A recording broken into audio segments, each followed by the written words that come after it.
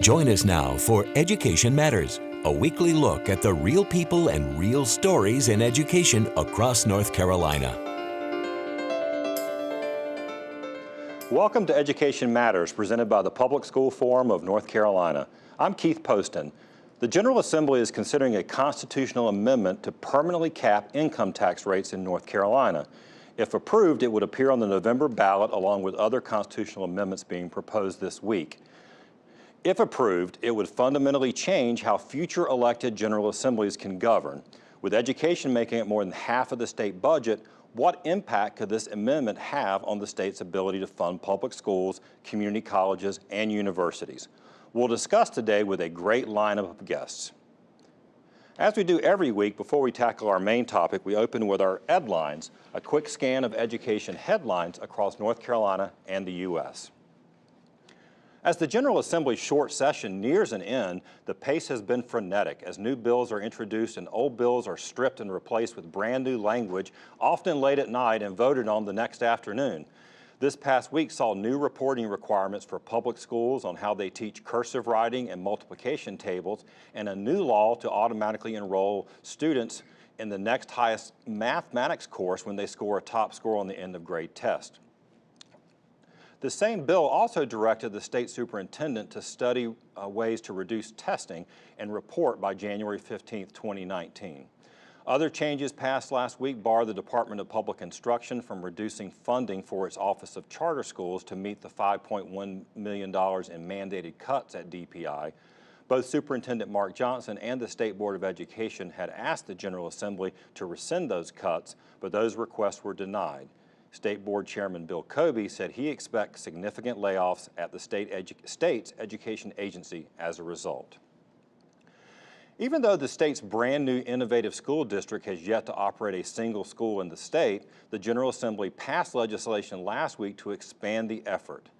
The program had been capped at 5 schools to be taken over by charter operators selected by the ISD. Under the new legislation, the ISD can add up to 4 more schools by 2020. Finally, while the General Assembly did approve a $3 billion transportation bond for road construction last week, there has been no movement at all on the proposed $1.9 billion school bond bill. As we recently covered on this program, our state's public schools have about $8 billion in school construction and renovation needs. It appears likely that legislators will adjourn without taking action on a school bond. Remember, you can visit the Public School Forum's website at ncforum.org, click on Education Matters, and read about each of the headlines as well as the other topics we cover each week. As I said at the top of the show, today's focus is on a proposed amendment to the North Carolina Constitution that would permanently cap the state's personal income tax rate at its current 5.5%. What would that mean for North Carolina? And joining us first to discuss, we have 2 guests. We have Dr. Patrick McHugh. Patrick is an analyst with the Budget and Tax Center. Before joining BTC in 2014, Dr. McHugh was a fiscal analyst at the North Carolina General Assembly, his duties included economic impact modeling and tax and appropriation. So he has a lot of insights in that. And actually next to him is Richard Bostic. Richard is with government relations with the North Carolina School Boards Association. This is a membership association that represents elected school boards across North Carolina, Republican and Democrat. And Richard also has many years of experience in fiscal analysis and work with the General Assembly. So both of you know what you're talking about, so help us understand what we're talking about with this constitutional amendment. Now, I'm going to start with you, Patrick. The idea of capping the state's income tax rate is not a new idea, not in North Carolina or nationally. I mean, Colorado passed a similar measure back in the 90s, Taxpayer Bill of Rights. I mean, it was broader than what we're talking about here. But there were some pretty significant impacts in Colorado in terms of their ability to invest. So I guess first explain, how does capping a personal income tax, sort of what does that do to a state, or what could the impact be? Well, as you said, it's not a new idea, but it's certainly an idea that's a bad enough idea that most states have seen fit to steer clear of it. The reality is, as you just mentioned, the half of our state revenues, more than half of our state revenues come from the personal income tax.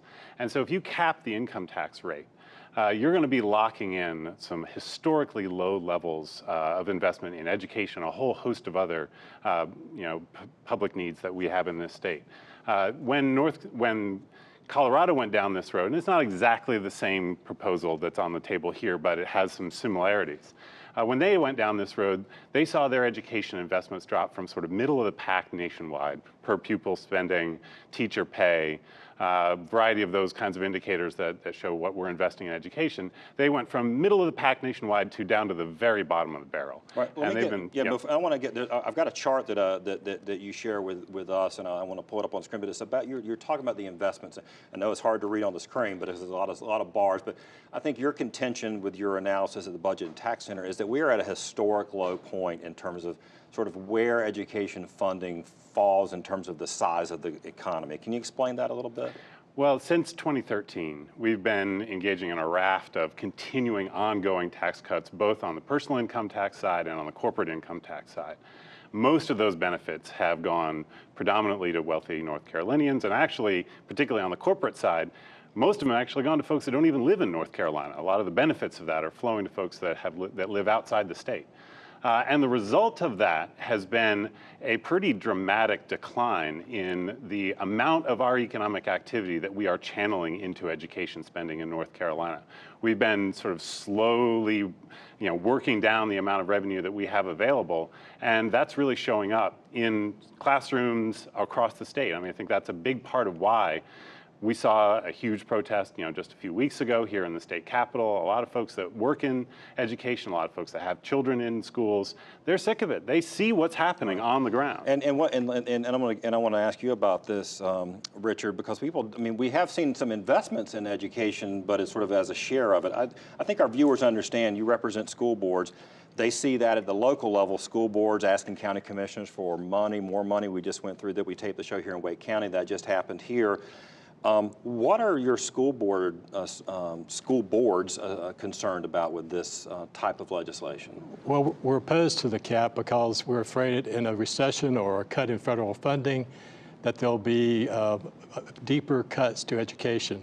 We saw that in the Great Recession where there were tremendous cuts. If it wasn't for the federal government giving us $380 million in 2009 and 2010, the cuts would have been tremendously deep. So right now, the local governments spend 26% of the total education budget coming from their sources of funding.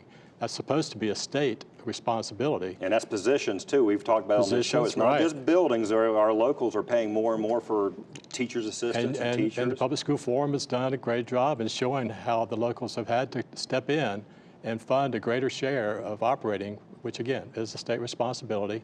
And they're trying to deal with that backlog of capital needs that you mentioned at the opening of the show.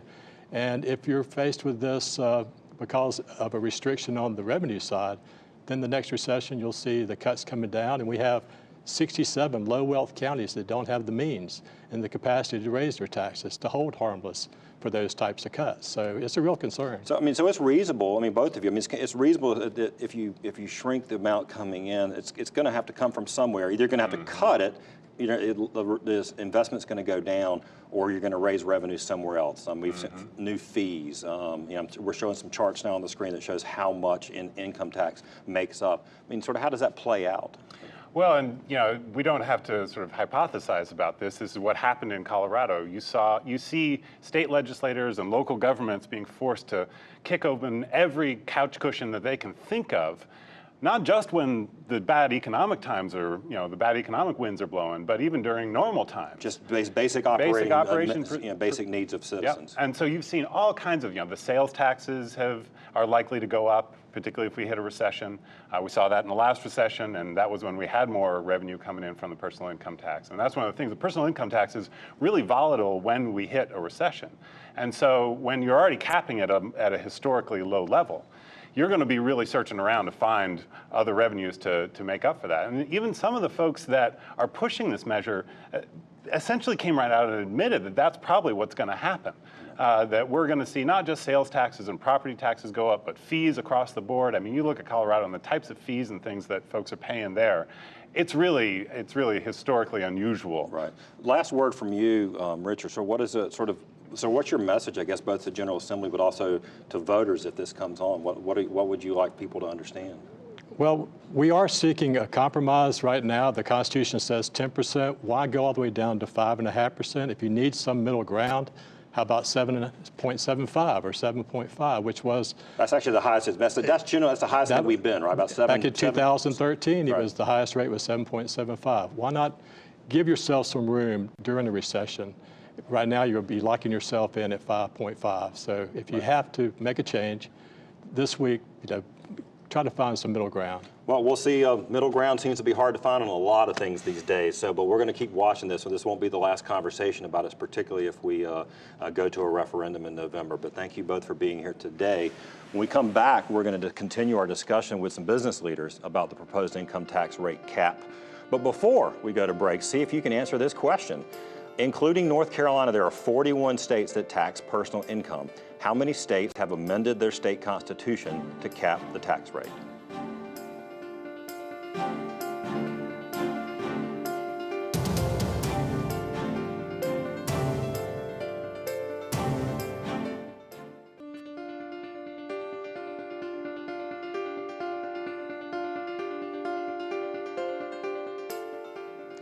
Welcome back to Education Matters. Did you correctly answer B, 1? In 2014, the state of Georgia became the first state in the country to cap the state's personal income tax rate by amending its constitution. They capped it actually at 6%.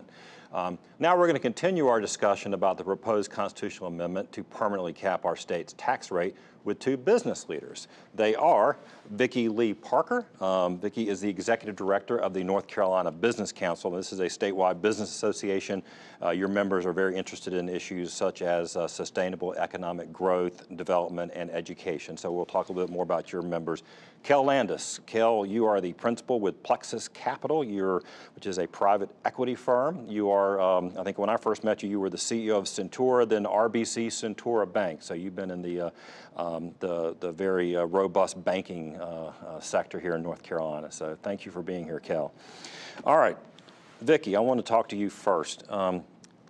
We know that when businesses consider coming to North Carolina, they look at a lot of things, quality of public schools for one thing. What are your members, the small, medium, large businesses that are part of your association, what are their concerns or thoughts about something like this? Well, Keith, as you can imagine, there are many. But particularly, we look at the education, the impact that it will have on funding the education. Our biggest assets for businesses are their workers, and they have for years relied on the state to produce skilled workers through our education system, and that's something that they shouldn't be burdened to have to worry about. They should be able to appreciate that. They've paid their taxes for that, and they expect to have those workers there. We have seen over the past few years with the current cuts that has eroded, and that there's now a struggle to find those skilled workers. And now with a tax cap, that's only likely to continue. And when you have your greatest asset under jeopardy like this, it really stands to pose a problem with businesses. And we're talking about obviously we're talking about education because this is Education Matters, is what we talk about on the show. But I mean, it's certainly not a stretch to think that the biggest part of your budget is going to be the one that will be impacted. You were CEO, Kel. I mean, you're as a businessman, would you want to have something like this when you were trying to run an organization, sort of setting things more permanently in the future? So what's your thoughts on it? Yeah, well, certainly not. You would not want to have those constraints. And I'm here kind of as a business person, and I do not view this as political or partisan. To me, this is just good common business sense that we would want to have all the revenue sources at our disposal to make sure that we are investing in a prosperous future, because a prosperous future for our state creates a prosperous future for any business that is operating in our state. Right. Now, I mean, your current role, your firm, you invest in businesses, so I assume that you're very tuned in to what businesses need. I mean, there's been some encouraging signs and some investments in North Carolina, but we've also seen some programs that support businesses that have been reduced too, because of investment. Sort of state investments and big picture.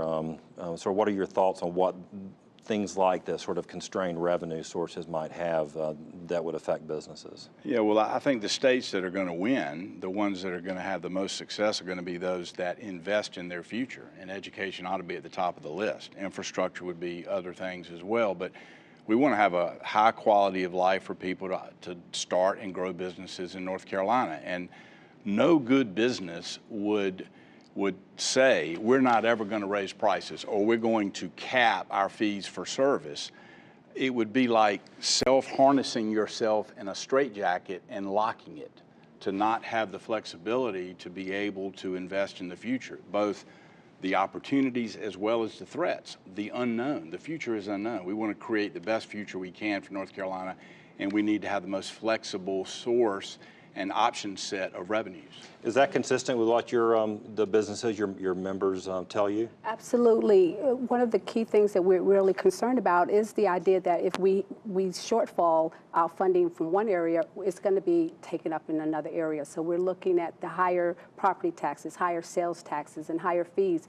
And if our consumers have to pay more, that ultimately means less disposable income and ultimately means less people buying the goods and services that our businesses are offering them. So it's a direct impact on our bottom line. So we look at this, and again, it's a very serious matter for us. Yeah, so you mentioned, I hadn't really thought about that part of it. We've actually seen that already in the last few years. We have seen pretty significant corporate tax cuts and personal income tax cuts, but there have also seen pretty significant new fees and taxes. There are businesses, I assume some of your members, that are now sales taxes are now included. I mean, automotive services, movie tickets. Those are the kind of things I would guess that your members will be interested in. Yeah, and in addition to having to pay more, it's more cumbersome on the businesses as well, those who have now to account for the collection of these fees.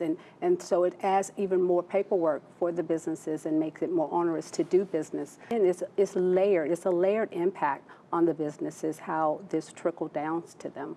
Kel, should businesses be concerned about this? I mean, should business leaders be talking about this constitutional amendment?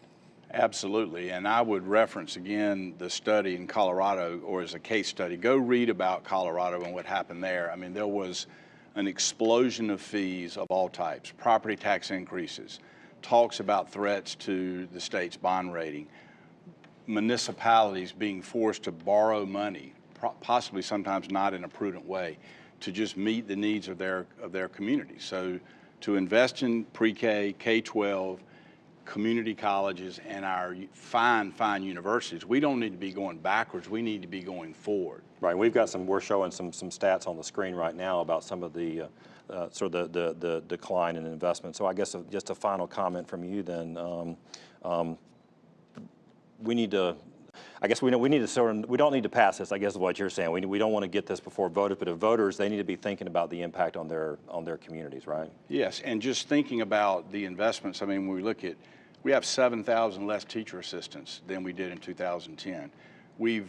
Our investments in school technology and textbooks and supplies are down 40–50% from the last 7 or 8 years. I mean, we just cannot underinvest in what creates, as Vicki said, the educated workforce that we need to thrive for all businesses. Right. So, well, look, this is an important topic. By the time this show airs, there'll be probably some movement in the legislature on it one way or the other, but then it may be on the ballot in November. We'll see. But we're going to continue these conversations over the next few weeks and months. But I appreciate your insights from a business perspective. Thanks for joining us. Thank you for having me. Thank you. After the break, this week's Leadership Spotlight.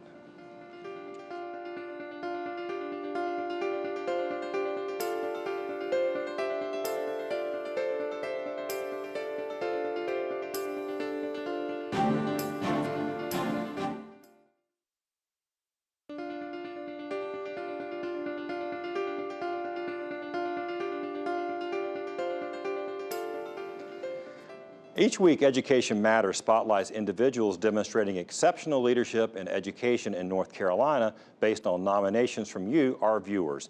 This week, we spotlight Dan Schnitzer from Chapel Hill Carrboro Schools.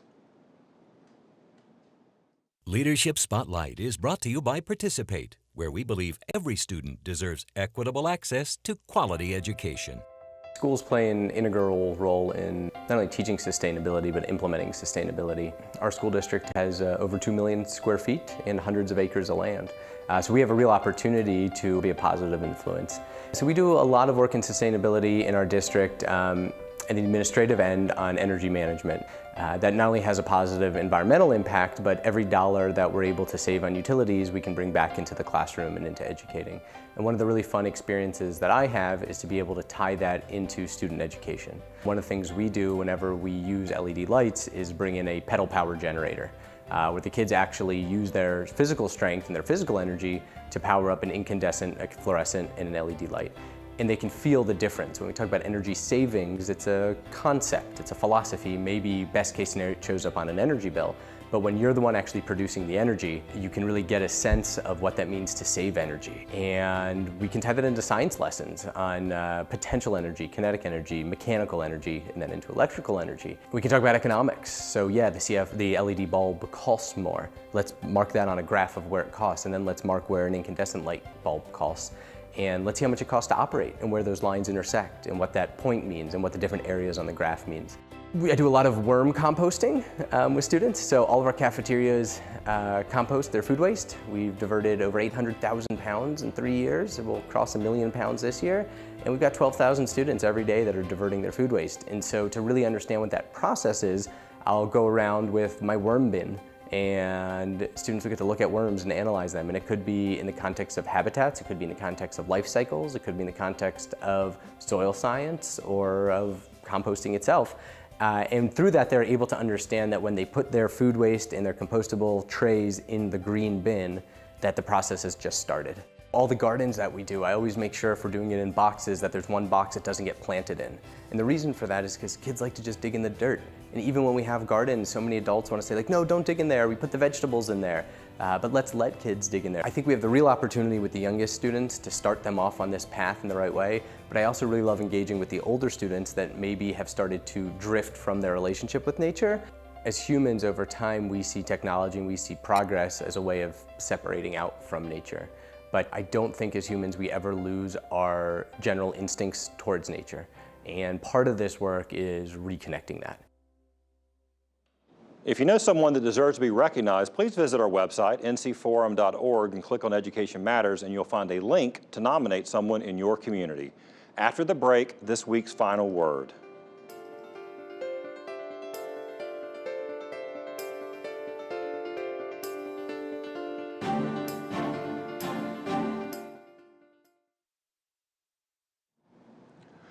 Legislative proposals to permanently enshrine tax cuts and state spending caps in the state's constitution have been floating around the North Carolina General Assembly since the current Republican majority took over in 2011. These proposals have ranged from so-called taxpayer Bill of Rights that would both cap spending and limit tax rates based on population and growth only. Other versions, like the Senate Bill 75 now being debated, focuses primarily on tax rates. But all the versions have at their core the same concept: enshrine political policy choices into the state constitution so that it is difficult, if not impossible, for future duly elected legislatures to change it. Think about that and ask yourself why, and why now? You heard the concerns voiced today from economic analysts, education groups, and business leaders. The future is unpredictable, and we elect our state leaders to make the best decisions at the time based on the conditions at that time. Setting aside doomsday scenarios like another Great Recession or some natural disaster, how about just meeting today's needs in an area like education? The sense that a proposal to cap income and most stable for our state will have an impact on our ability to fund schools. Legislators already say there's not enough revenue to pay our teachers what they deserve, to adequately fund classroom supplies, to boost school security, or add much-needed school nurses and counselors. And how about the tens of thousands of North Carolina children who don't have access to quality early education? We're not meeting those needs. Permanently tying the hands of future legislatures will lock in this underfunding permanently. Thanks for watching, and we'll see you next week.